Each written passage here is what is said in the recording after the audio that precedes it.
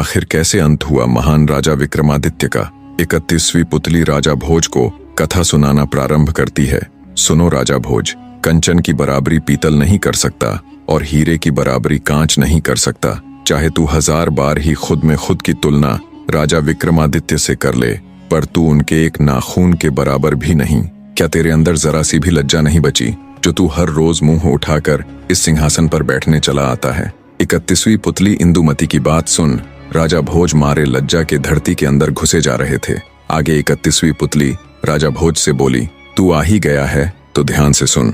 जब राजा विक्रमादित्य को मालूम हुआ कि वे जीवन के अंतिम चरण में है, तो उन्होंने नगर के बाईं ओर गंगा नदी के तट पर एक भव्य मंदिर का निर्माण करवाया। जब वो मंदिर पूरा हुआ तो राजा विक्रमादित्य जाकर उसमें रहने लगे।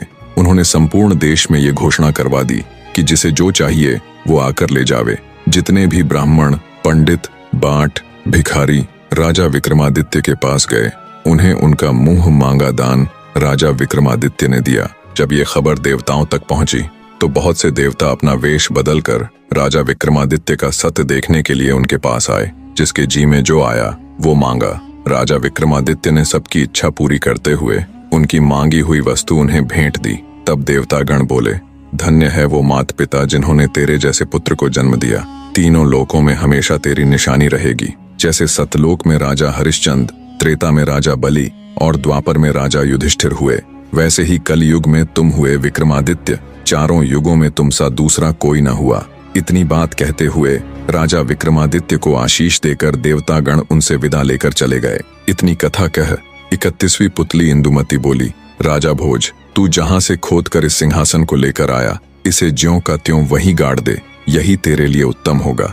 भोज भारी कदमों से मन में ढेरों विचारों के साथ दरबार से चला जाता है, पर अगले दिन फिर उसके मन में वैराग्य जाग जाता है और वो सिंहासन पर आरूढ़ होने के लिए उसके पास जाता है। तभी सिंहासन से निकली कनक मंजरी नामक अंतिम और 32वीं पुतली बोली, सुनो राजन, मैं आज तुम्हें अंतिम कथा सुनाने जा रही हूँ। अगर इसे सुनने के बाद भी तुम्हें लगे कि तुम्हें इस सिंहासन पर बैठना चाहिए, तो तुम बिना किसी रोक टोक के इसके ऊपर विराजमान हो सकते हो।